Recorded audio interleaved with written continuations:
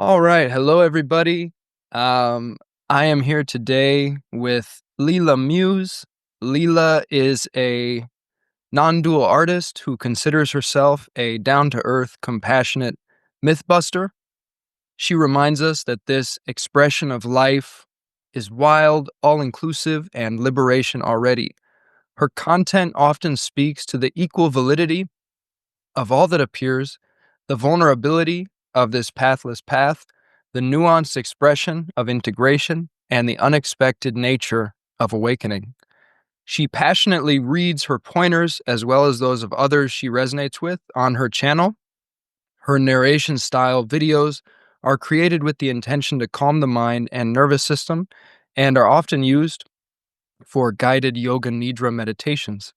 Leela, welcome to the show. Thank you, Jordan. I'm so happy to be here. Yeah, yeah, wonderful to have you. And yeah, just have to point out it's interesting that you share the same name as my daughter, Leela. So that's immediately Yeah. immediately Oh, coming to mind. Yeah, yeah, it's a beautiful name. it is. Mm. Um, all right, so where I would love to start is with your story. I don't know too much about your story, but I'm curious if you're open to give us a picture of kind of where you came from and what your life was like and what led you to non-duality and awakening and all this stuff and what happened there. We'd love to hear it. Awesome. Yeah, I'll have to put it in a nutshell. Uh, I was born in the Bible Belt in the 80s. um, Fundamentalist Christian Baptist community. Learned about Jesus when I was really little. Um, I was a very curious child. Um, I would contemplate death and stuff like that at a very young age and try to imagine nothing. You know what nothing is? Like, while I was sitting in class, and, of course, you can't imagine what nothing is, but, um, when I hit about 10, I became really self-identified. It became very obvious, and it was really uncomfortable. Of course, I didn't have words for it then, but, um, it manifested into, um, depression and anxiety. It was pretty severe. Um, I imagined that I wished I was never born and things like that at 10 years old. So I'm not sure how many 10-year-olds go through that, but um, I was very, very self conscious to the point to where it was almost physically sickening, to have to go to school. It was like torture. And then I had a bit of a mental break in my teenage years. Um, Started having symptoms, intrusive thoughts, um, more depression and anxiety, and just trying to suppress and cope to finish school. And um, went through that in my adult years. That was pretty much most of my life, was that sort of theme of feeling like I can't cope like others. Like, what's wrong with me? Why does everybody seem happy? And and I feel like I have to pretend, put on a face and mask. And um, actually, when I was 17, or when I in my teen years, I was very devout Christian. I thought that was the answer, So it was the beginning of seeking for me. And I studied, prayed, asked God for wisdom incessantly, like a mantra, every day. Read the Bible from front to back, and it just hit me one day that I don't think God would do this. I don't believe in hell. I don't believe in a God that would send us there. I believed in a God of love, so it was terrifying because I still believed in hell. So I kind of, for a few months there, I thought I was going to hell for doubting.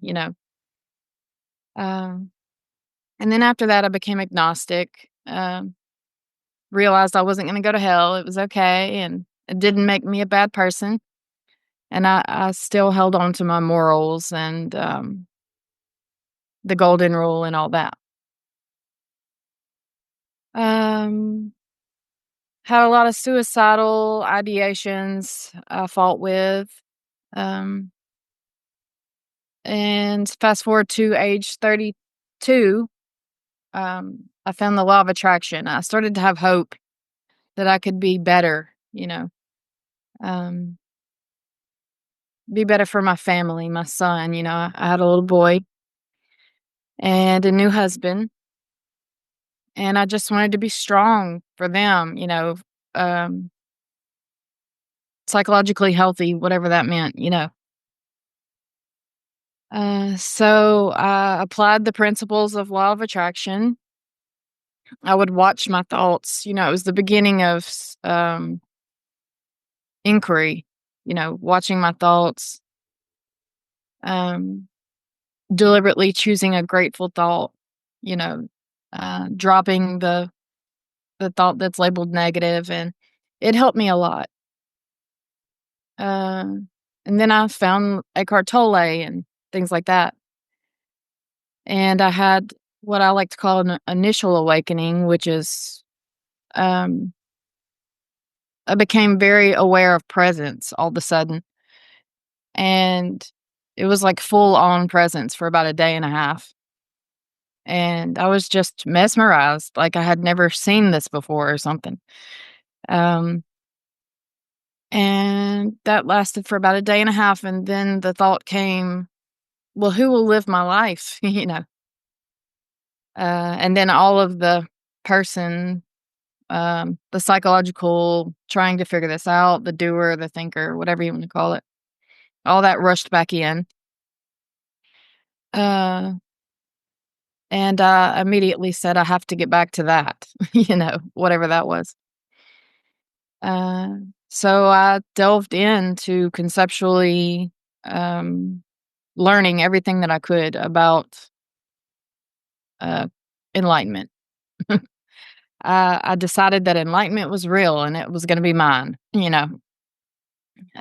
So for 6 years, I sought, um, listened to lots of YouTube videos, um, did probably everything you can think of, had all kinds of experiences, dabbled with LSD. Um, I got really good at meditation, deep samadhi and all that, all those states, had lots of mystical experiences. Um, and I, I loved self inquiry, everything that would come in my head. If I was conscious enough, I would ask, is that true? And more over the years, it seemed like the answer was no. Um, I wanted to talk about the spiritual bypassing stage that I went through. Um, so I found a radical sort of style non-duality. Uh, and I tried to conceptually force myself to believe it. You know, I was trying to force this belief onto myself that no one was here. There's only this. Um, so I sort of used that as a mantra whenever triggers would come up, intense emotions, mind storms. I would say, wait a minute, there's no one here to feel that, you know. And I was basically gaslighting myself and suppressing and denying what was happening, what was appearing. And I did that for about 4.5 to 5 years. It was a long stage for me. Um, it felt like meing and being, which is just a way to say there was expansiveness and awe, and then it would contract back down into these really depressed times where I just didn't want to get out of bed. And um, finally, I found a teacher who was talking about spiritual bypassing, and I had heard about it before, trying to go around emotions to get to some imagined finish line. And I heard about it before, and at the time, I wasn't ready to hear it. I thought, "Oh, those poor spiritual bypassers," you know? But I was doing it, so it's funny how unconscious we can be, until we're ready to hear somehow energetically, and then it's like, "Oh, I'm doing that," you know? And, I didn't really wanna hear it because I didn't want to feel the intense emotions. I wanted to attain this whatever this was that I didn't know, and, um, I wanted the intense emotions to calm down. I wanted equanimity. I wanted, um, the thoughts to be quiet, and I don't even think I knew what I wanted, you know, I just, um, wanted something other than this, just the plight of the seeker. Um, so I began to realize that I wasn't gonna find it in words or thoughts or, concepts of, um I wasn't gonna find it in a book or a YouTube video, and I became very curious about what el then what then? So, when I would have triggers, I would try to feel it fully and sort of drop the story as a practice. Drop the story, feel it, you know, go into the body. I had to learn what that meant. I'd heard people say it a million times, but, it just means placing your attention on how it feels to, you know, whatever, be upset, be overwhelmed, or whatever it is. And I learned so much doing that. You know, I learned that the sensations of the body, they seem to go outside of the body. Like when your eyes are closed and you're meditating or whatever, you can't really tell where they end or begin. And also, you know, exhilaration, for example, and anxiety are the same feeling without the label. You know, just sort of that like adrenaline. Um, so you learn a lot when you stop fighting reality and you just sort of are there for it. You know, I began to investigate with all my senses in sights and sounds and sensations. And there was something very sobering about that. Like I was able to begin to see thoughts for what they were, which now seems obvious, but you know, until you see that thoughts are only symbols, only sounds, you know, see what they're actually sort of made of. Um, we can be lost in the pseudo symbolic reality of of thoughts and language and symbols. So I saw very clearly that the the quote entity that I believed that I was a thought, and that there was no one thinking the thoughts; they were just arising like everything else, spontaneously, effortlessly, innocently. Uh, and then the thought came like, "Well, where am I on a map? You know, am I almost there? Am I there yet?" And that thought just sort of crumbled, um, 'cause I saw it for what it was, just a thought, and I realized there was nowhere to go, nothing, you know, nothing to do. It's this, so to say, and this is unfathomable, um, miraculous, uh, already, you know. So I guess that's my story. Well, thank you so much for sharing. Really, yeah, just honoring you and your story. And it sounds like you went through a lot of really dark times and that it was, really tough. And so thank you for being a warrior and Oh, coming through. And then you at some point started to feel the inspiration to start sharing messages that could help other people. Do you want to say anything about how that inspiration started to arise? yeah. So something that struck me was that this is nothing like I thought it would be. And it's like nothing that I suspected was true about this, what it would give me, that I even wanted it, or you know what I mean? It's just, the standards that we hold about what we think this is, it's very innocent. It's really cute. And I just felt inspired to tell people that. I wanted to tell people, you know, it's not what you think it is. And that was really the main inspiration to start talking about it. I also wanted to tell people that they're not alone. It's completely understandable everything they're going through.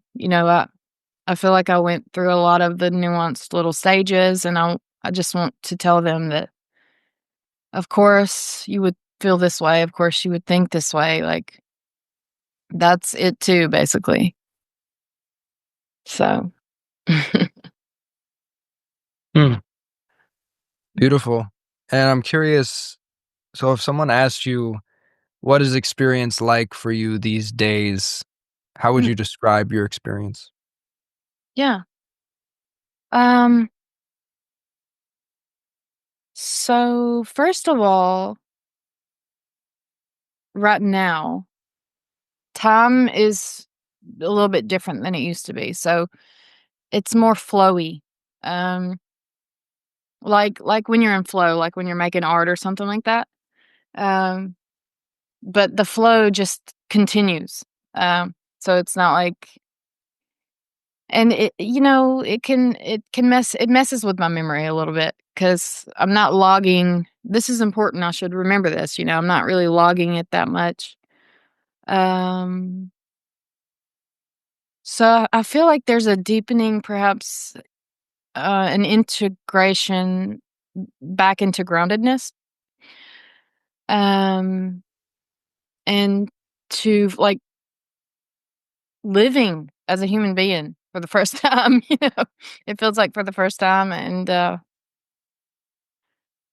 exploring,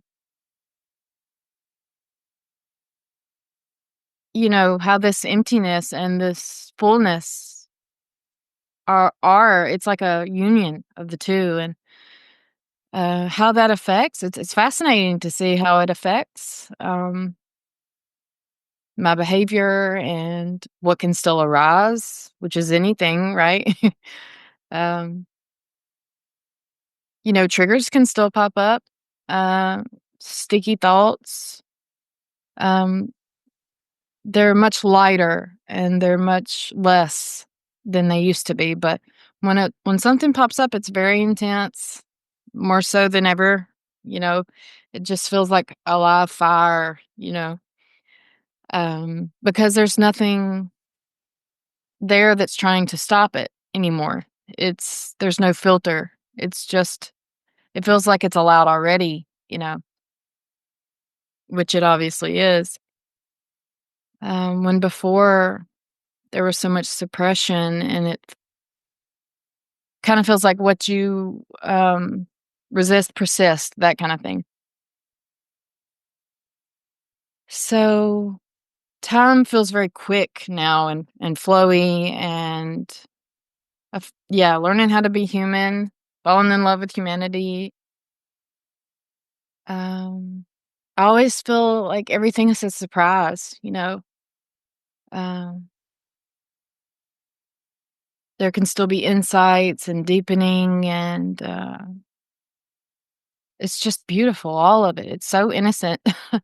Seeing myself in that impersonal way, it feels like love for the first time. For others, for me, and it's so much better actually than I could have ever imagined. Just this sobriety, just this not putting meaning on top of what this obviously simply is.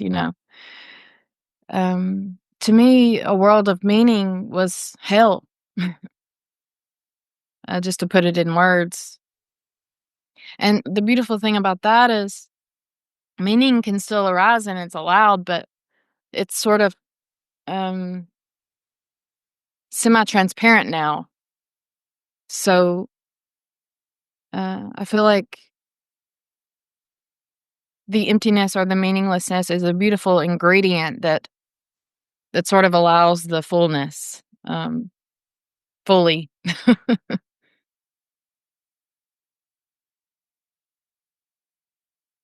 I can't think of anything else. Yeah, that was beautiful. Um, so one thing that feels like uh, I feel called to just point out to listeners right now is just that what we're talking about, this thing that people call awakening or non-duality, Mm, it's just it can sound it can sound very abstract, it can sound like removed, it can sound like, oh, you need to attain some special state to know what this is, or you need to permanently be in some special state. But to me, at least, what non-duality and awakening point to is just this moment now exactly as it is. And for the person watching this, just this moment now exactly as it is in this life, they're living exactly how it is. And that's, it's paradoxical because it's like, well, how could that be the case? Because these people are saying all these things that seem kind of strange or esoteric, but really what's being pointed at is just some of the things you can start to notice or other ways this now moment can be experienced, or if you start to sensitively investigate it, if you start to challenge your normal assumptions about what it is, and if you start to just sensitively taste it without preconceptions and just open yourself to what is here, uh very very strange things start to happen, and pretty quickly you find that there's a whole range of ways that this can be experienced, and many of which are very liberating, that extend beyond our normal human bandwidth of perception, you could say. So I just felt like sharing that, and speaking of this moment right here, right now, I'm curious if somebody asked you, and you already touched on this a bit, but if somebody just asked you to freshly say, what is this that we're experiencing right now? What are we experiencing? What is this? What would you say? Thank you for saying that. Yeah, that's a fantastic point. This, I remember the mind-boggling trying to figure this out um, as a seeker and trying to attain this elusive thing that's far off in the distance somewhere. It really is, like you said, so simple. And it's so this already. And yeah, I remember the sort of straining and trying to understand, but it's effortless. It's effortlessly doing this. It's doing itself or appearing as it does, and um, all of it is so effortless, even if it doesn't feel that way. Um, and even searching for it is fun too. It's all of it was perfect. All the pitfalls, all of it. I felt like I needed it all. It was all perfect. But yeah, it can sound completely paradoxical. It can sound it'll break the psyche. That's how paradoxical it is. You'll finally just throw your hands up and be like, "I don't know." Um, so it's like breaking that mechanism that thinks it knows what's going on. But yeah, what is this? That's a good question. Uh, we can give it whatever word we wanna give it.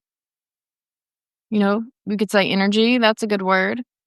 But whatever we call it, God or this is just a word. It's a sound, you know, and it is not the symbol, and it is the symbol at the same time. So when it comes out as a vibrating sound like God, that's it. That aliveness, the vibrating aliveness. Uh, but it is unknowable, unfathomable. It can't be captured with words, symbols, language, and that feels like a gift.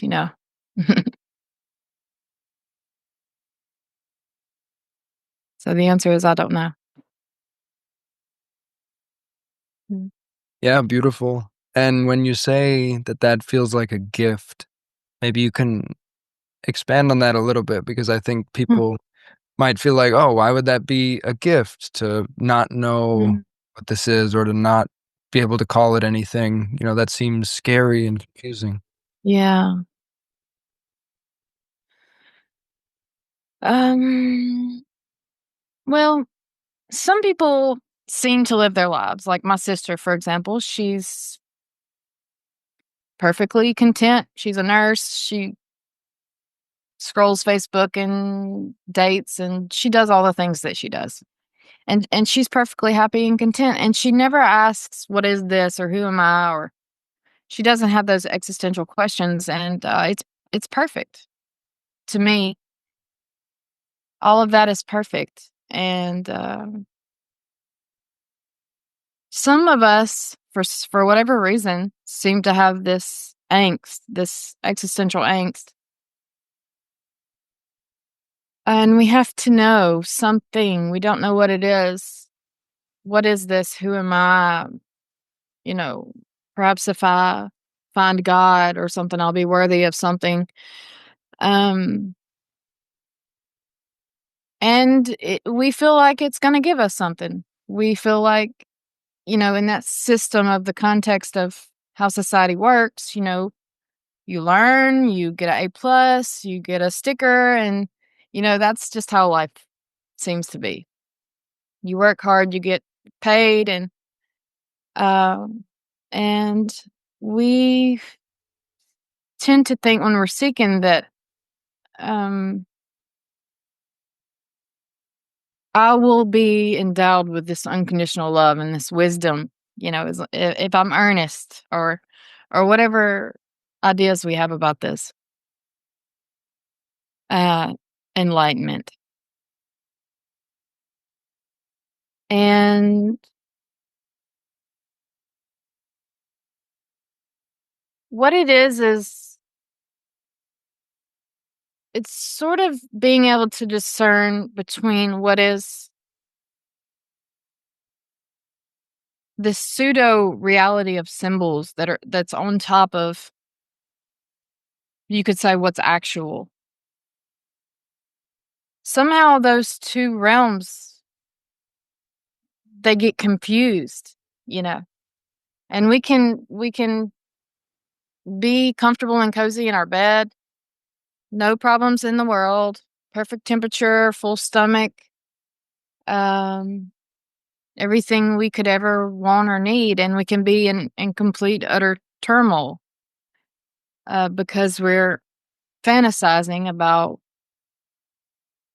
um, something about me that I hate, or how how am I going to accomplish this in the future, or what does so and so think about me, or whatever it is. It could be a million different things.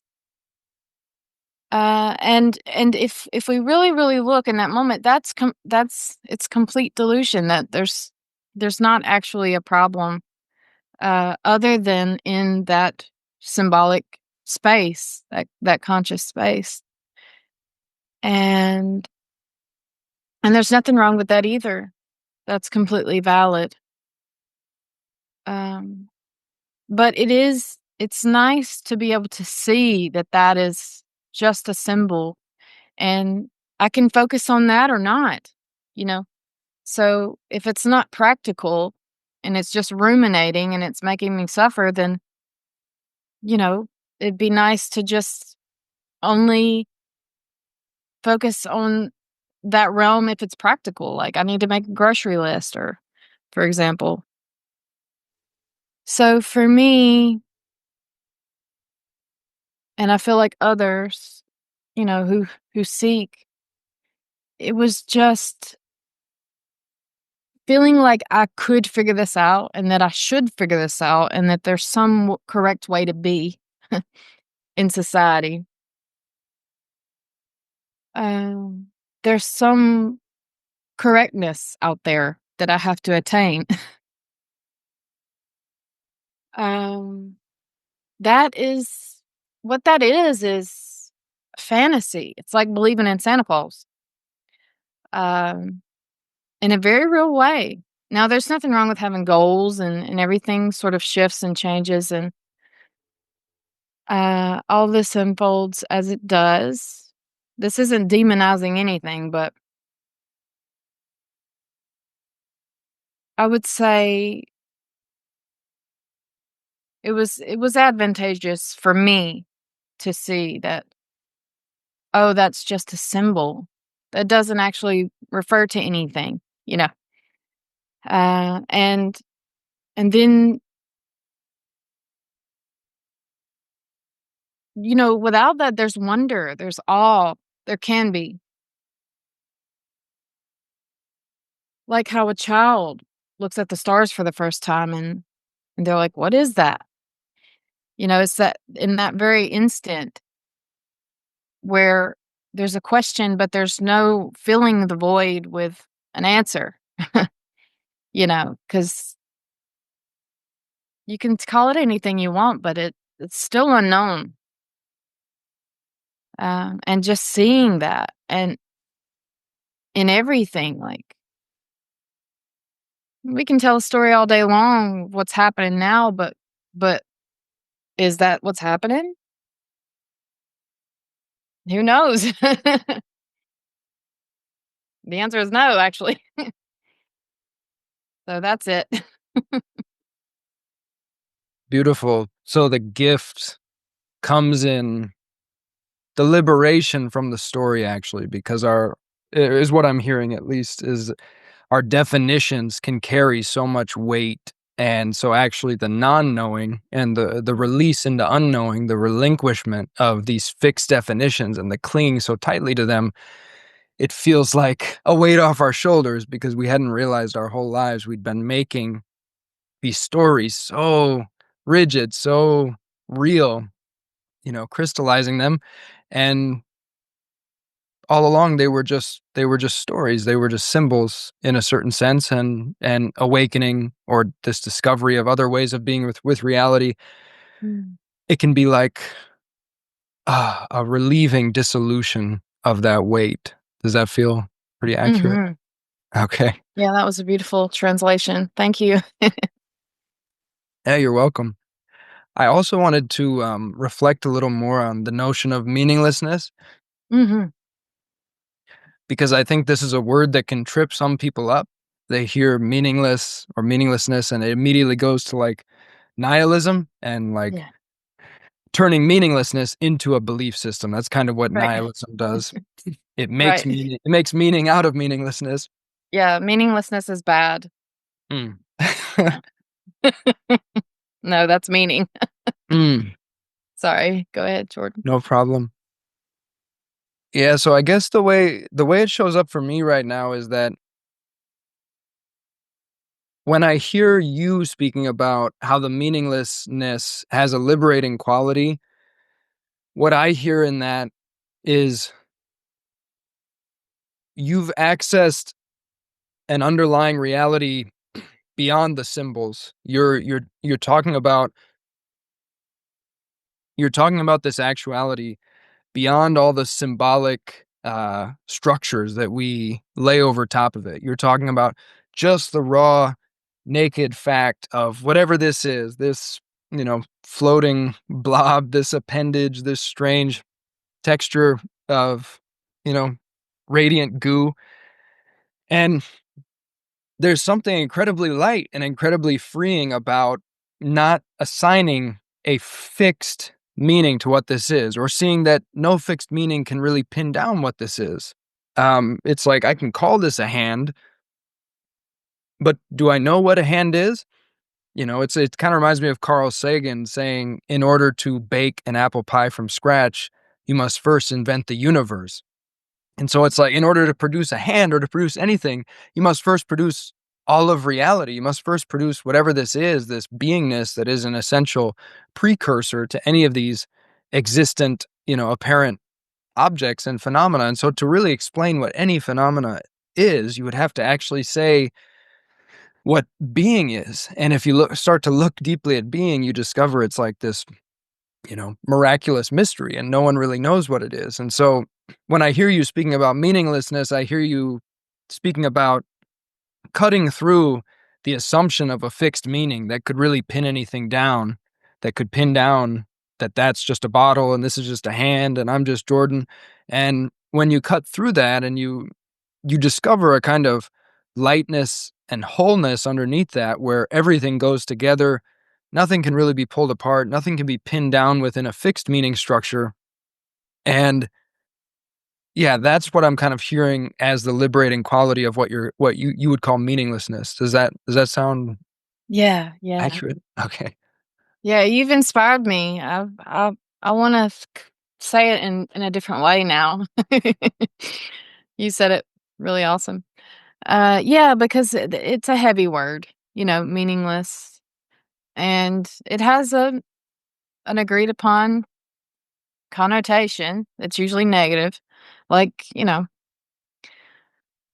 so, emptiness, we say emptiness, but it's not just pretending we don't know what this is. We actually don't know what this is, and that can be sort of energetically intuited, I guess.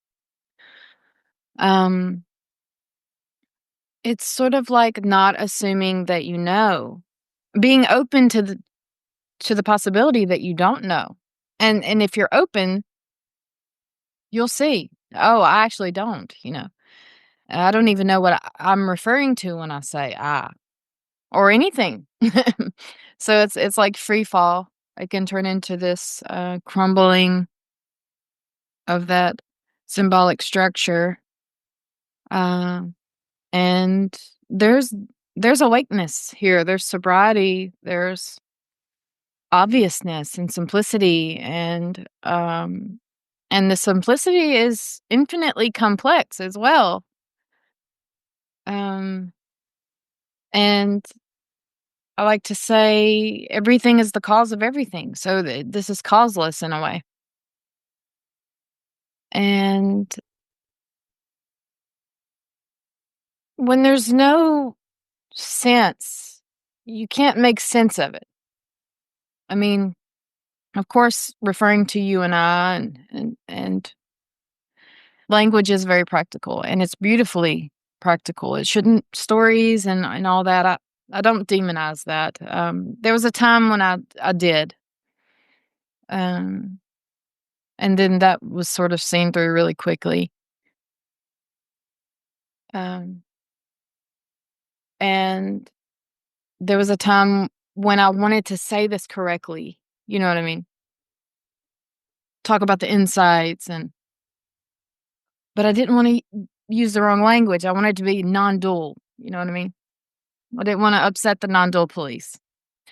But that's ridiculous. You can't say anything correctly. Like even saying this is it or anything. There's no one here. There's only what's happening.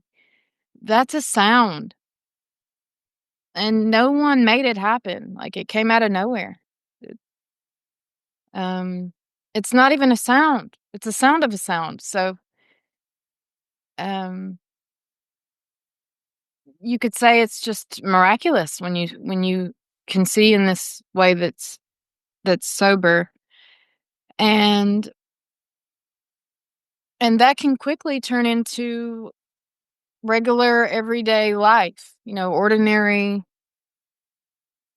I should probably pay this bill or make a dentist appointment or, you know, because life is this has always been inherently intelligent. It knows what it's doing. It's beating the heart.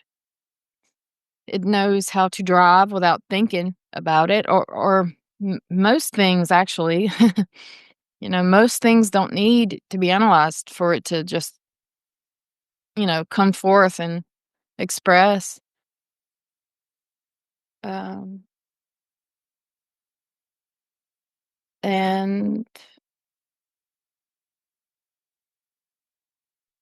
if it's coming out of nowhere and it's not predetermined or pre-planned, then that means it's all innocent. It's all like kittens and puppies and uh, and it's all, it's all valid. It's all inclusive, all of it. Not seeing in this way is not better than seeing in any other way. Maybe preferred, uh, or not, depending on who you ask, but, yeah. Hmm. Yeah, well said. And yeah, and I would also add that it's also not like when you say seeing in this way is not better than seeing in that way, it can almost sound like awakening leads to one specific way of seeing.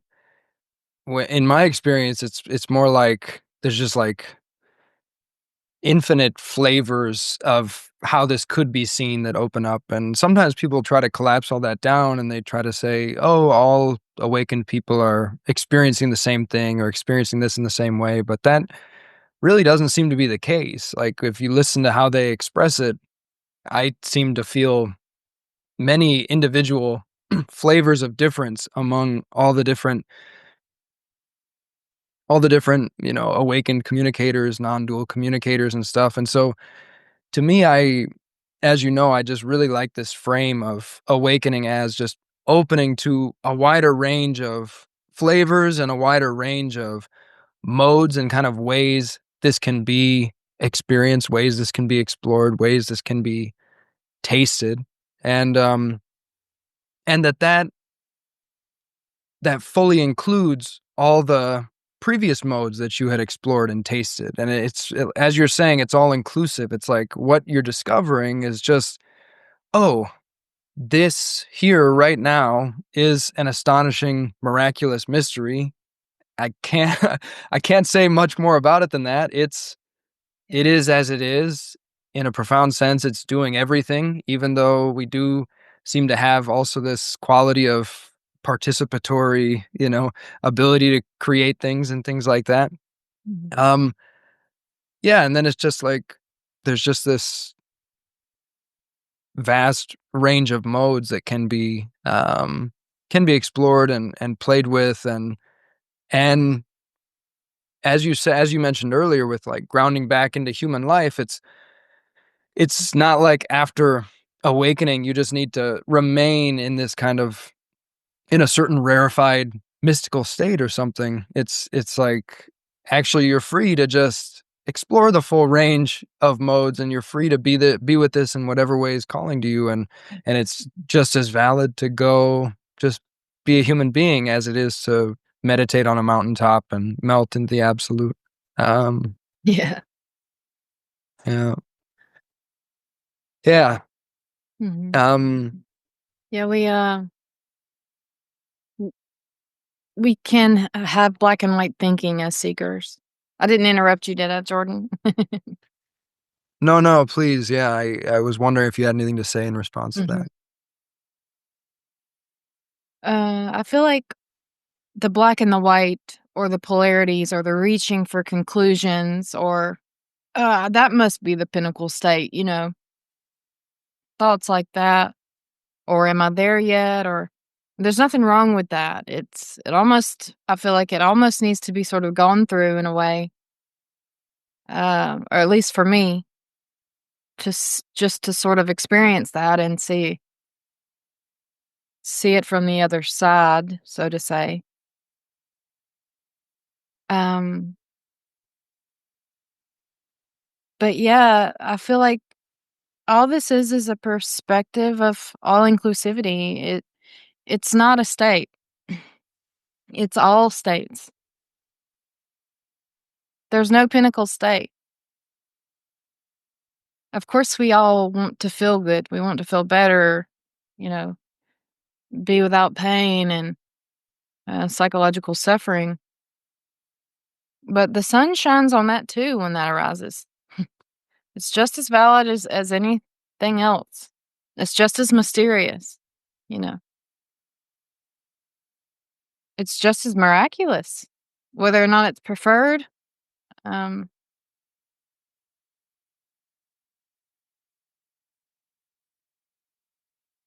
and all of it, all of the whole journey, the whole hero's journey is the destination,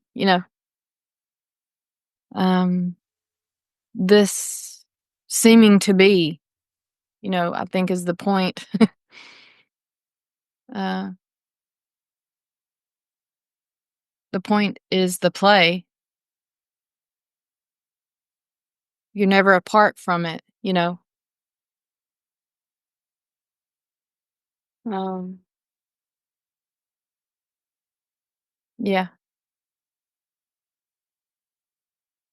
Yeah, beautiful. The play, the Leela. It's Yeah. divine play for those who don't know. Divine play of being, divine play of existence. And yeah, I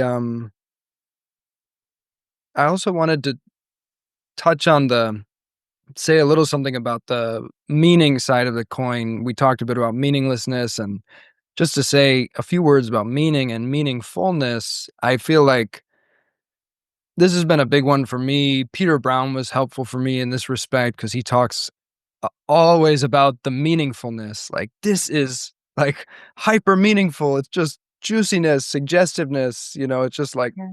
effulging everywhere, which is very different from how a lot of speakers talk about this. And I found that really refreshing. And I think what he's pointing at is the way in which when you do start to see through the concepts and the symbolic structures and you relinquish like needing to put everything in these boxes of fixed meaning and everything has to have a specific meaning, then suddenly you're in this like multidimensional participatory, you know, ever gyrating, ever shifting kaleidoscope where you don't know what it is, but it's like it's a full contact sport. It's full on. It's ridiculously intimate. It's personal, it's relational in one sense, and it's like super personal and beyond personhood, and it just can't be pinned down to either of those. And when you find yourself in that soup of infinity where it's just like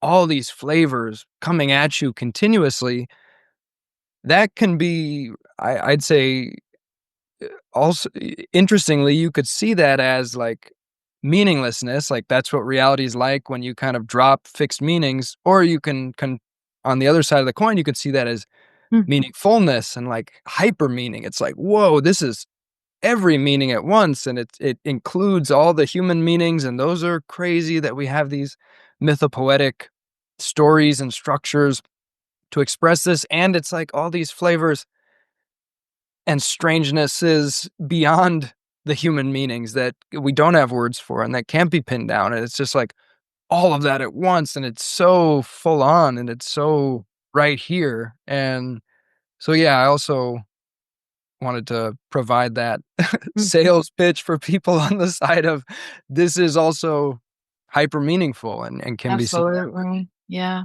Curious if you have Yeah. any reflections I've on that. had I've had people uh say that they were scared of the emptiness and they didn't want to die, and I was like, I know, I had those thoughts too.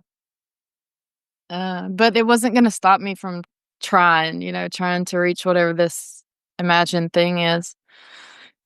Um, so the emptiness and the meaninglessness is just seeing words, language, thoughts for what they are. That's all. And life barrels forward. Nothing stops. It doesn't miss a beat. Um, truth to me is relative. There you just to put it in a poetic way, you could say there's no absolute truth. All truth is relative. The absolute truth is relative. um, it's all valid. Whatever appears as a perspective. Even resistance to that. Um, yeah, it is very trippy. It's very full on. It's very psychedelic, because I did LSD, so now I know, but to me, this is psychedelic to me. Like, it's just like, it's like drowning in a soup of that's consuming itself, and, it's hard to describe, but, it's full on freedom. It's liberation already. Expressing without personalness, though. So so it's so paradoxical that it's so intimate with itself that it won't be touched by itself in a way. It won't allow itself to be pinned down. It's constantly morphing, and uh you can't say, "Oh, well, it's this way," because it's also the opposite. Always, every truth has an equal and opposite untruth. And, you kinda get the feeling that you throw your hands up or cry or whatever you wanna do because what's happening? This is happening. That's great. And kind of on the flip side of to take an example of that, a kind of equal and opposite perspective. Earlier you said that awakening, I think you said it was much better than you had imagined. Mm. And I would say from my point of view, I can see it that way, and at the same time I can also see it as like, oh, actually it was just the most ordinary thing in Yeah. the world, and kind of like almost like boring, almost just like nothing actually changed at all. And Mhm. this is just how it always was, and so I think it's easy for those of us, myself very much included, who often speak really hyperbolically about this, and it's like, "Oh my god, it's a radiant rainbow kaleidoscopic effulgence of every flavor," and people are like, "What are you talking about?" And it's like, "I'm just talking about what we've all always been experiencing." Just and Mhm. it's so strange that it has that paradoxical way in which it's like utterly astonishing and so far beyond, and at the same time, it's just like, this is literally the same it always was. This a lot of the time, and I think it's important to clarify that a lot of the time I'm not tuning in to the miraculousness. I probably wouldn't be able to get anything done if I was just constantly Right. bowled over and just like letting myself really open to that. It's kind of like there's still an apparent participatory capacity to like open more fully and notice and kind of open into those modes of allowing the fullness of this in and letting it kind of bowl me over versus like just being like, okay, it's time to get some work done now, and I'm just kind of like gonna let that very ordinary human mode take over, and I might not be particularly uh mindful even a lot of the time, just like, oh yeah, I'm just kind of lost in thought, just floating around here. And but that for me is very liberating because a lot of people made it sound like oh, to be free, you need to be continuously mindful and aware of every breath and aware of every step. And that's sure you can cultivate that type of practice if you want. And that seems like there's probably some great benefits of that. But it was just so liberating for me just to realize that what, at least for me, what the greatest teachers are all pointing at is just this that is here right now that's inclusive of any way that it looks. And it doesn't matter if it looks like lost in thought or being bored or just being a human being or I have a stomach ache or, I don't really fuck this life right now. I don't really give a fuck about Right. this. Like anything can pop up. Anything. Yeah. Anything can happen. I say that a lot. I say anything can arise, but I feel like I could write like a whole 10 videos on it or something, you know? Um, it's it's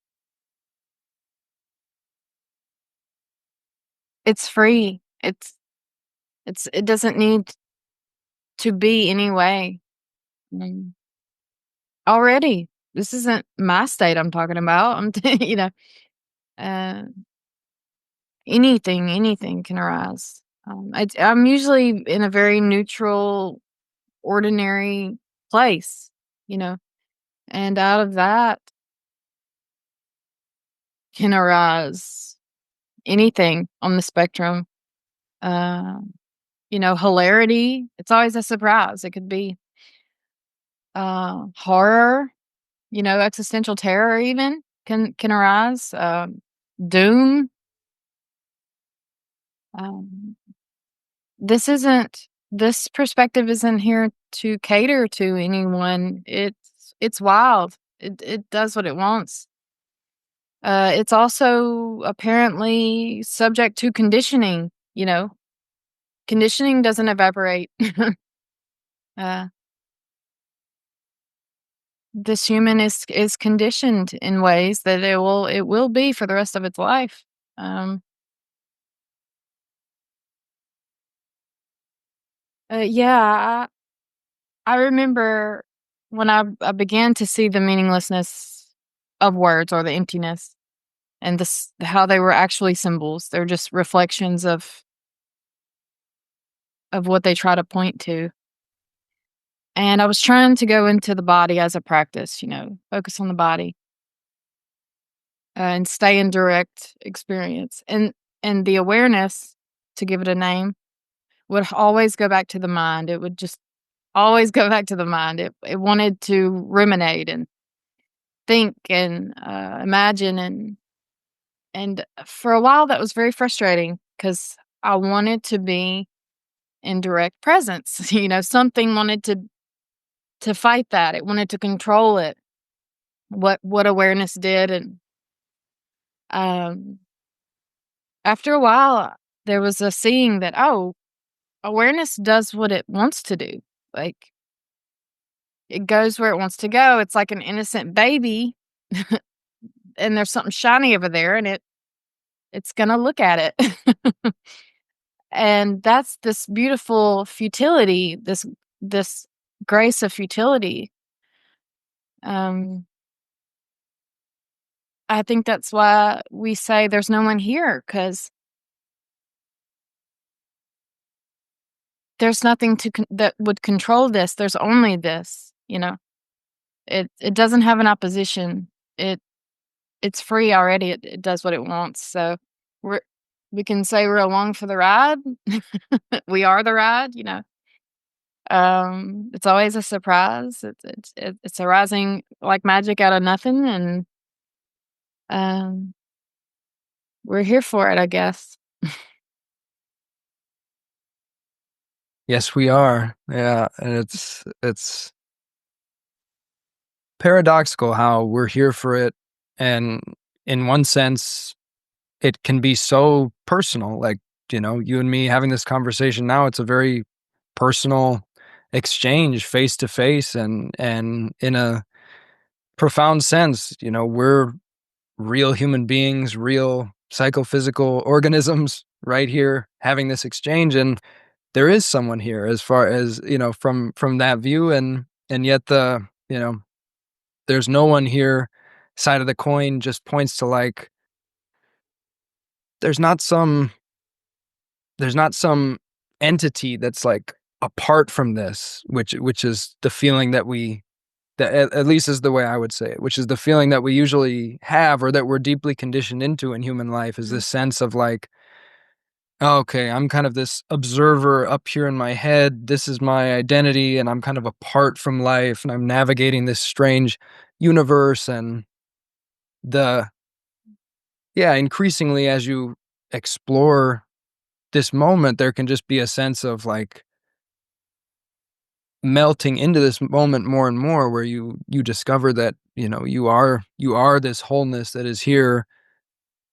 There's no you that can be found apart from this wholeness, and this, supra personal wholeness expresses as persons, as you said, I think earlier. And so yeah, I'm curious if that brings up anything for you.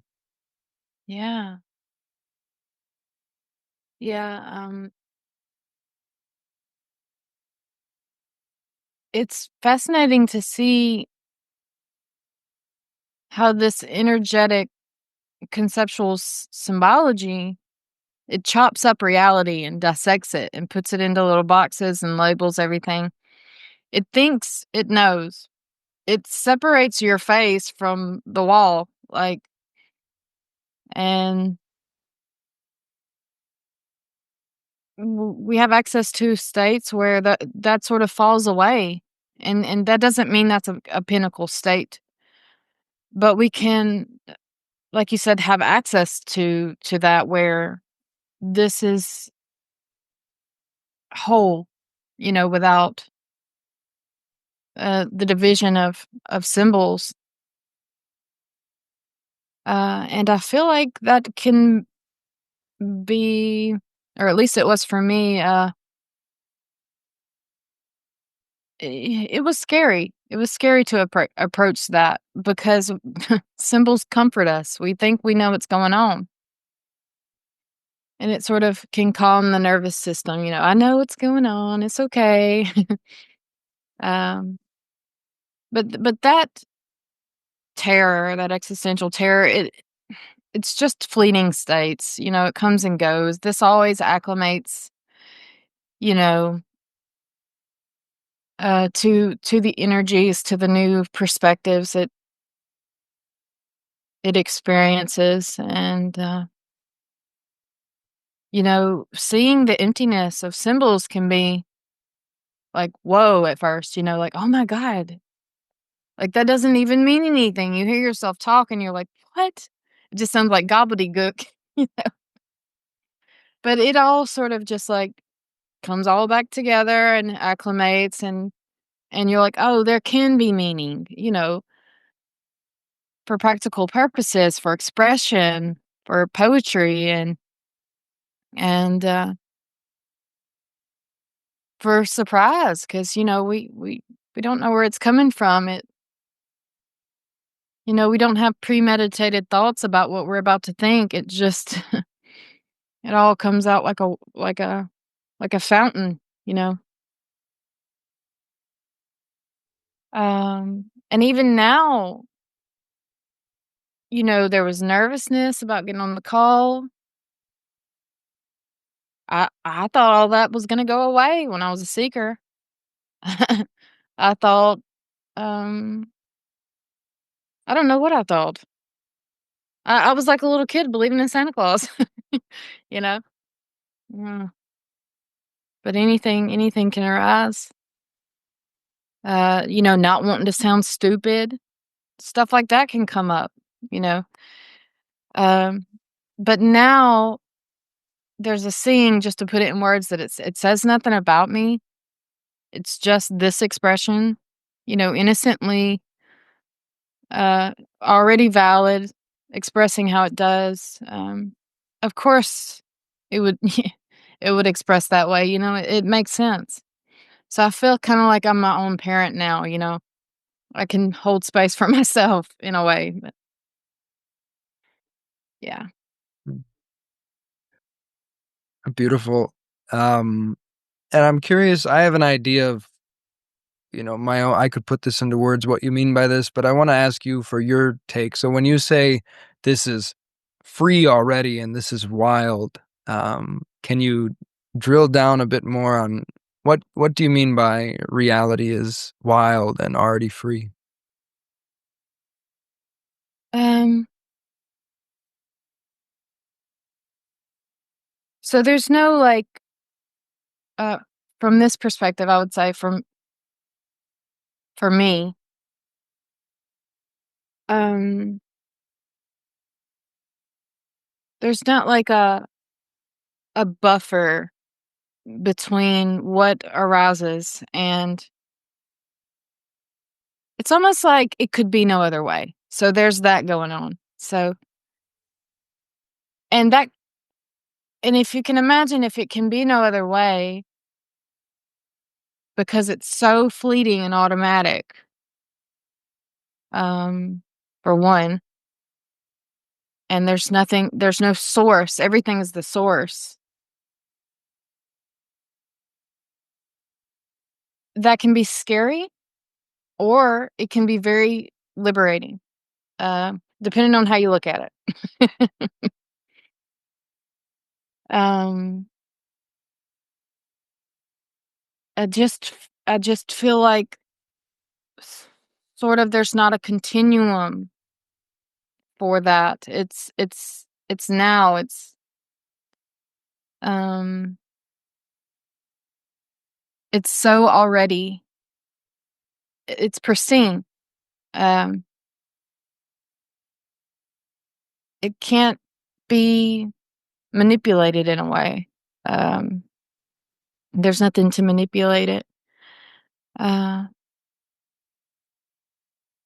so I feel like there's a futility, and futility can sound bad, like meaninglessness can sound negative.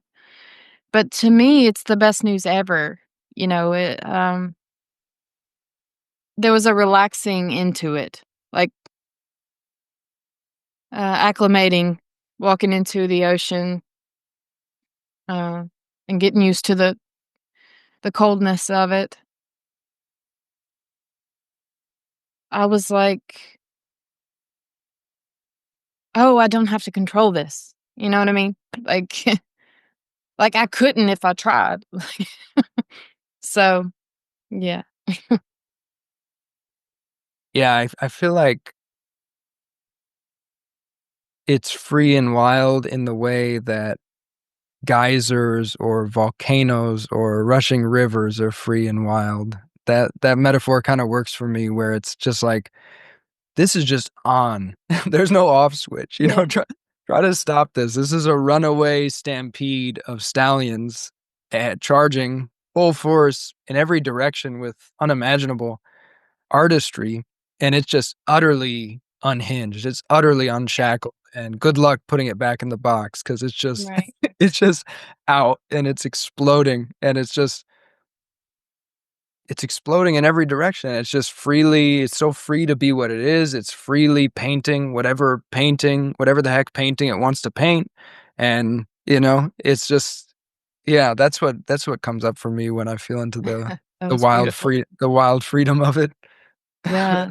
I love that, the simplicity of that. That was beautiful. I like to say, like a tree, like it has the seasons, it goes through its cycles and bears fruit, and uh,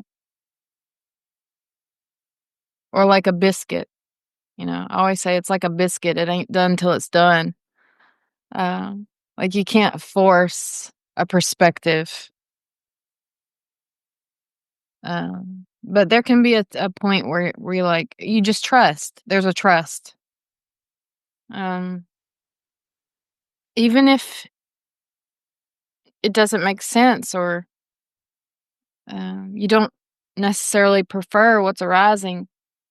At this point, I've sort of learned that, well, I may not like it, but it's probably for my own good. I mean, you know what I mean? All the harsh lessons, the trials and tribulations, they all led me to here, and I'm grateful for that. So, uh, It's kinda like you put a sword in the fire and, meld it, and it feels like that. It feels like God works in mysterious ways. Yeah. Yes, he, she, it does. Um, do you have time for a couple more questions? I could ask you stuff all day, but, yeah. So I wanted to ask you about the cutting edge of your current unfoldment or current exploration of reality. Like, what's been most alive in your current process of just integrating and noticing further subtleties of what this is or Mhm. how it operates? Yeah. Um, what comes to mind is so we have the idea of the absolute and and the relative. And what was beautiful for me here lately in this last year was not being able to tell the difference between the two. They sort of are the same. They're the same. Um, which is funny because you hear speakers say, "Oh, this is it. It's just this." And you're like, "Oh yeah, it is." Wow, they really meant that when they said it. Uh, I get it now. I get what they mean by that, but I don't know if I could describe that any better. I like to say, the journey is the destination. That would be another way of putting it. Um, and also, it's fascinating always to see what can come up here, like old triggers and things like that, and watching how this body and mind reacts, and the energetics that can come up, the feelings, and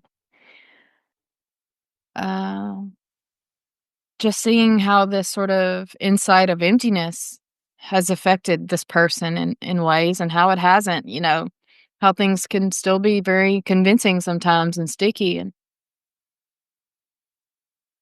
um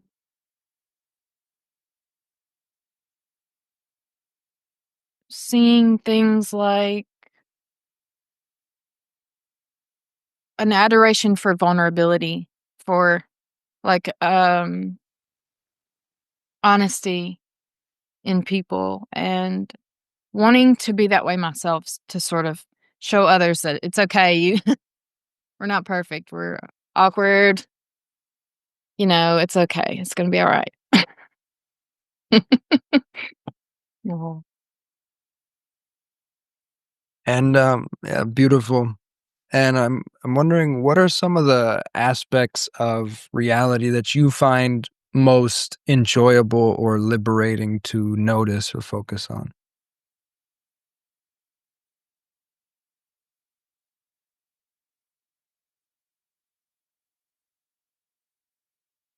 Oh,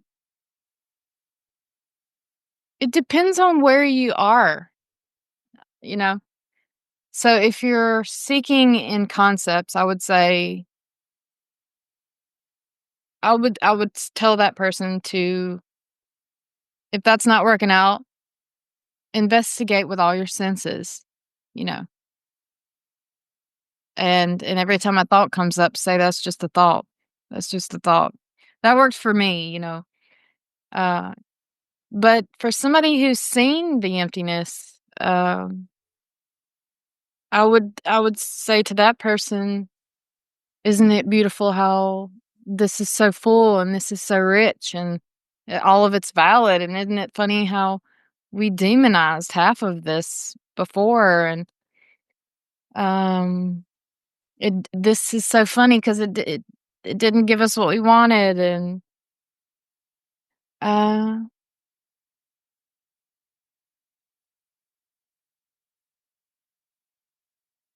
yeah, I don't know if I answered that. That was a cool answer. What do you personally find most enjoyable to focus on or notice? about this at this point? Oh, okay. Um,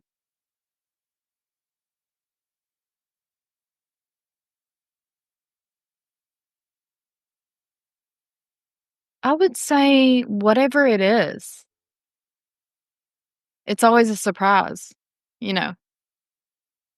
Um, I think it's funny how human this is, you know?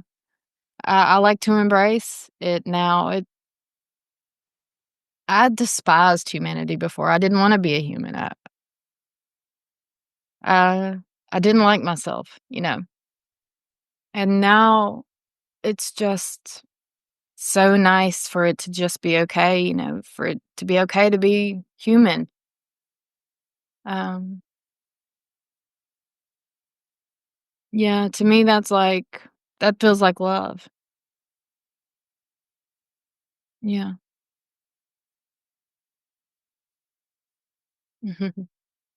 Wonderful. I love that.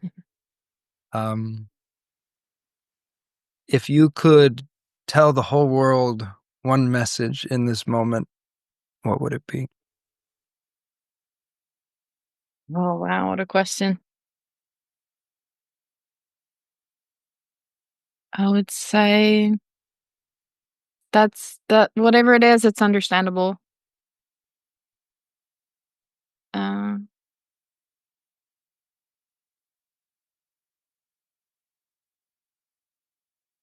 it's gonna be okay, whether you know it or not. Uh, I think telling people that wherever they are is just fine is probably what I would tell the world. Thank you for that. Any final words you'd like to share with us before we sign off today, or places people can find your work? Oh, thank you, Jordan. Yeah, I just wanna say how much I appreciate you, and I'm so inspired by your expression, and, so honored that you asked me on. And if anybody wants to check out my channel, it's Leela Muse on YouTube, and, I just so enjoyed this. Thank you. Yeah, thank you. I super deeply enjoyed it as well. So thank you so Mhm. much. Mm. No.